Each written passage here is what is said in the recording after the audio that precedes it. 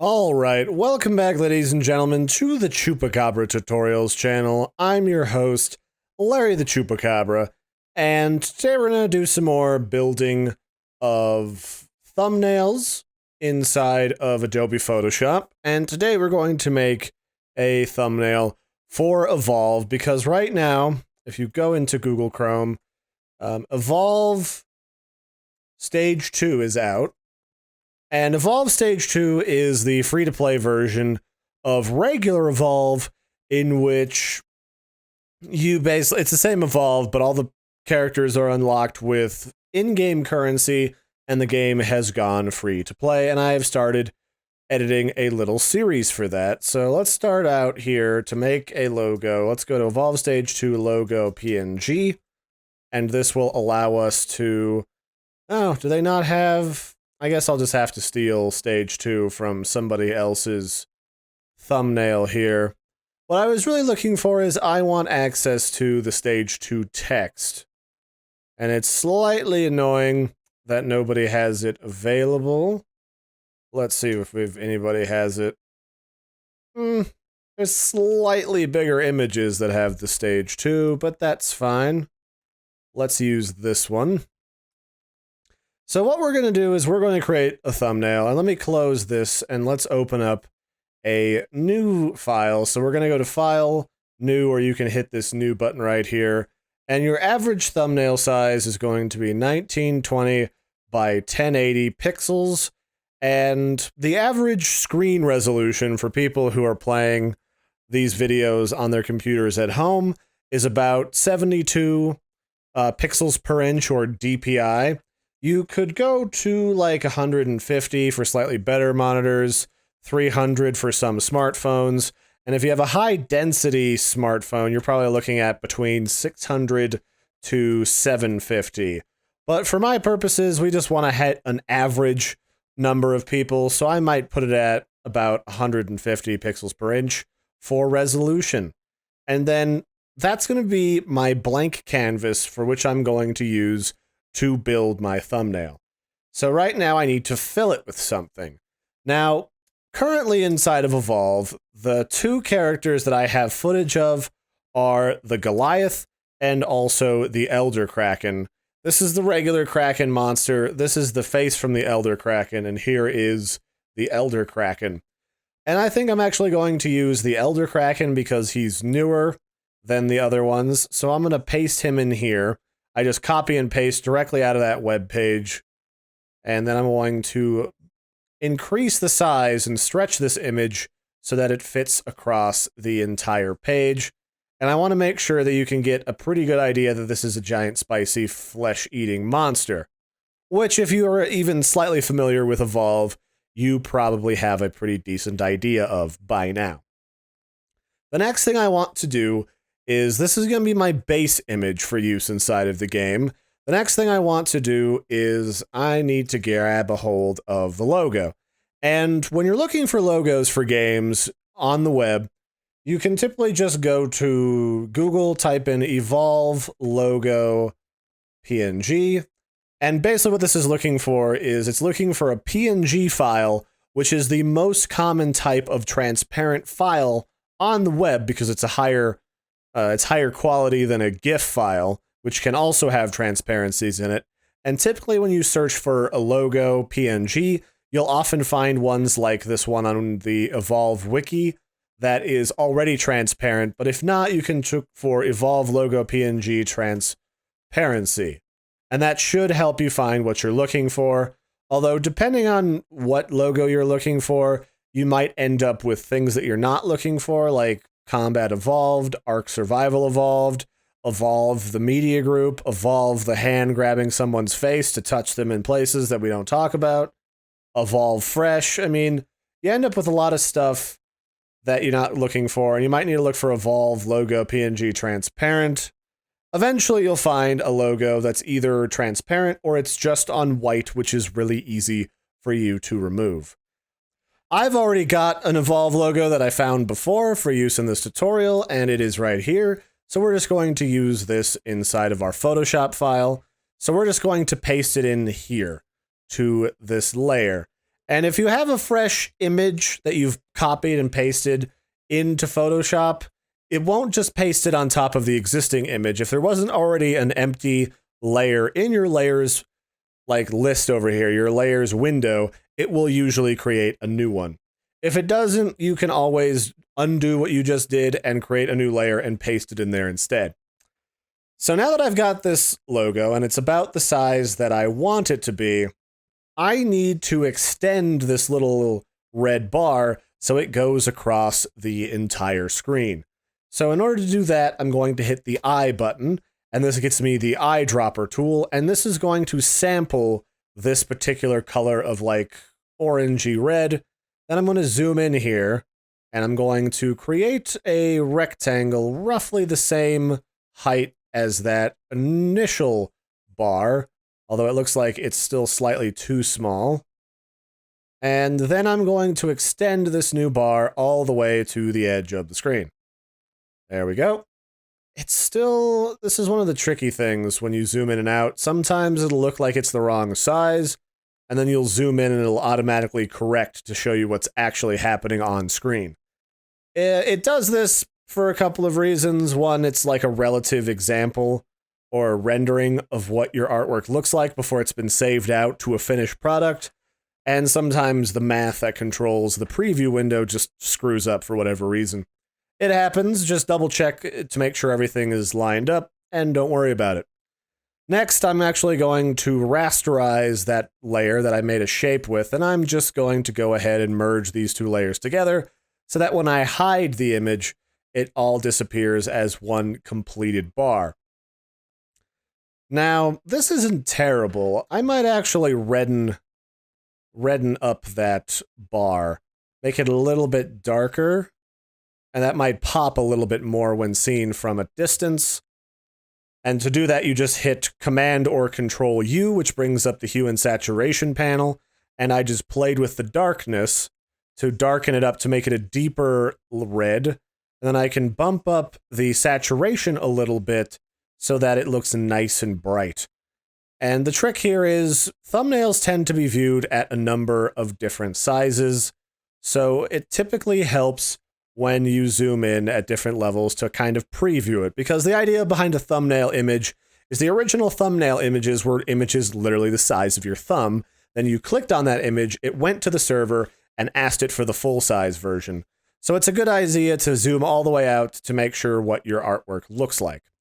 So I'm going to increase that size of that by just a smidgen, and let's pull the bar up a little bit because I still need to add the stage 2 text that I'm going to have to grab from another one of these images. Now, didn't I have... Here we go, this is the one I want. We will just Control All or Command All on the Mac, and then we'll just paste this image in here. And then I want to blow this up, zoom in, and I'm going to take the Magic Wand tool available right here. It's either the Quick Select tool or the Magic Wand tool, and I'm going to zoom in, and I'm going to hit the Shift key and then select all of these individual pieces of text. Then I will copy those. I will hide that layer, hit Control D to deselect that selection, and then paste it in here. And I'm probably going to have to color match that in a second, but I'm going to put stage 2 like somewhere like up here or maybe over here. Let's put it underneath just evolve. So how does that look? The tricky thing is it's usually like right here on this final bar hovering underneath. So that doesn't look too bad. Let's see about making these match up in coloration a little better. They don't have to be 100% perfect, but that'll work just fine. I just want to make sure I nudge it over so that these two bars line up well enough. I'm a little nitpicky like that because I've had to do this type of an image for a lot of different clients, and you have to be nitpicky or else they're going to be nitpicky and then you're going to hear about it for a flippin' week. So better to just get it over with as soon as possible. So that looks pretty good. That's Evolve Stage 2, and the monster that we are fighting as or against this current sort of couple of weeks when I'm making this tutorial is the Elder Krakens. That's pretty good. Let's add an adjustment layer, a curves adjustment layer, to manipulate the lumosity and sort of brightness of this. Why don't you want to just behave yourself, thingamabopper? Let me just collapse that. There we go. Come on, behave yourself. There we go. So now I'm going to drag this around and mess with the brightness of that image because I want it to pop a little bit more. I want to add some more contrast to it. I really want to see if I can get this image to pop a little bit better. So I'm increasing the sort of the mid-tone brightness right here.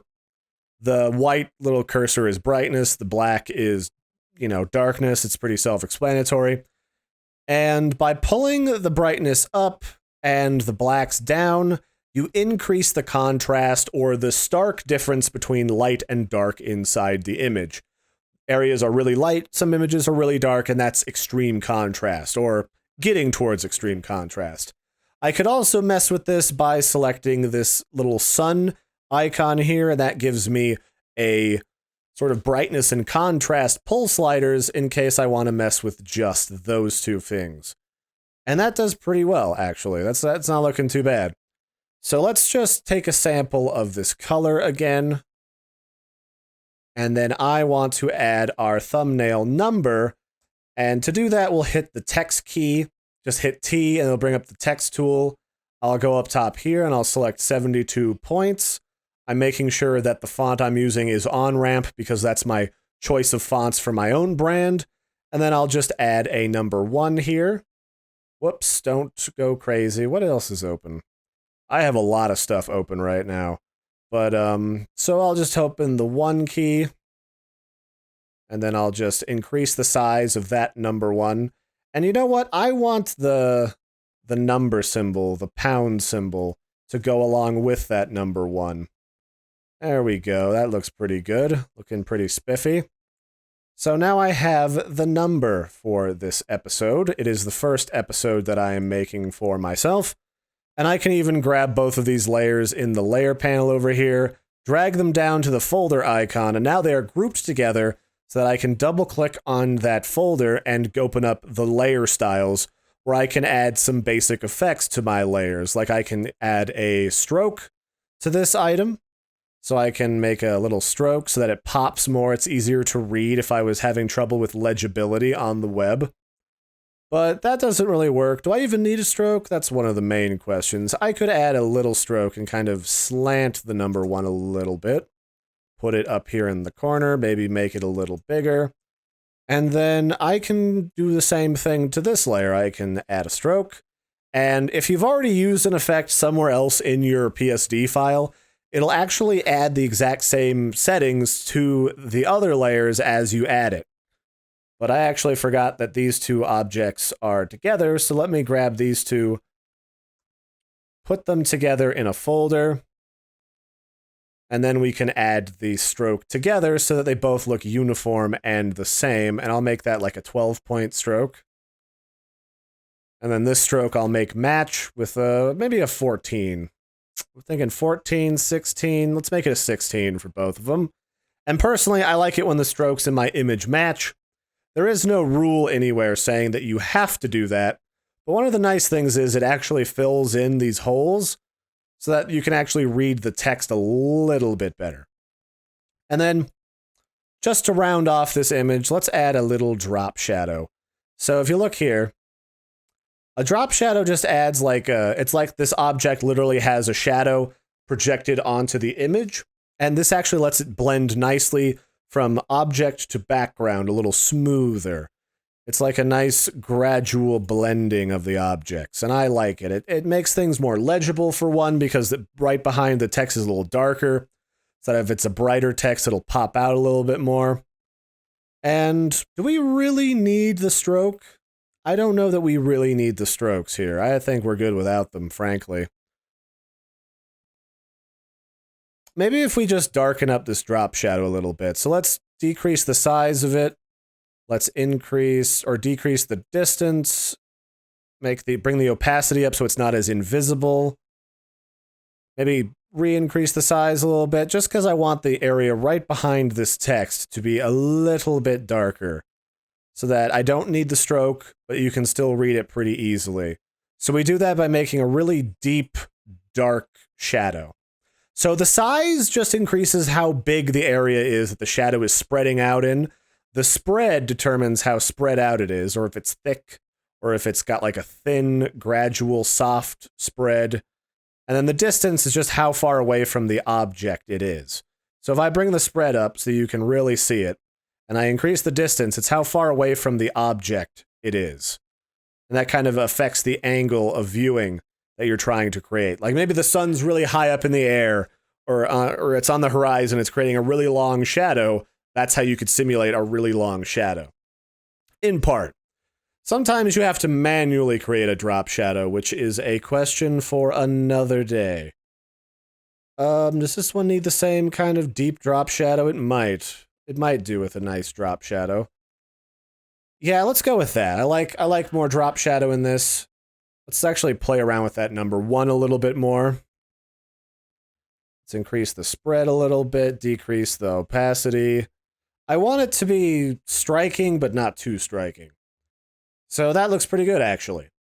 Now, something to keep in mind when you're messing around with thumbnails on the web, well, mostly on YouTube, is that there's a little time code that sits right here in this corner, and it's like a gray, and it's got like a little clock in it. And so over this section of the thumbnail will sit the time that it takes to play this episode. This episode was like, what, 13 minutes, and it'll say that right there. And it might cover up part of your logo text, so you gotta be careful about that. So let's actually decrease the logo size just a smidgen so that we make sure that that doesn't happen. And that's something I like to do to check my thumbnails to make sure that they're still legible, is like this is where they'd be covered up. And if we delete that and zoom way out, it says Evolve. You can kind of make out stage 2. That's the first episode, and that's an Elder Kraken that you can pretty well make out from a distance. So this is looking pretty good. I'm pretty happy with this, and I will save this. If you guys want to piss around with this file, it will be included in the description of this tutorial. And this is just another clean, quick way to make thumbnails for use on the web. Some other stuff that you might do if you have an avatar or a logo for your channel, you could add that in here somewhere else. Maybe grab a PNG of Markov, the assault from Evolve, and put your head over his. That's another thing that a lot of people do. There's all sorts of different mix and matches that you can go with, or you could just have a floating head in general. You know, sky's the limit. Go play around and experiment, and you'll figure out what you want to work with. So that's it for this one, ladies and gentlemen. I've been your host, Larry the Chupacabra. We've got a Photoshop's Basics class coming up that I'm going to put together, and I'll have on here, and a more in-depth version up on the Skillshare website. So until then, I'll catch you guys and gals later, and toodaloo.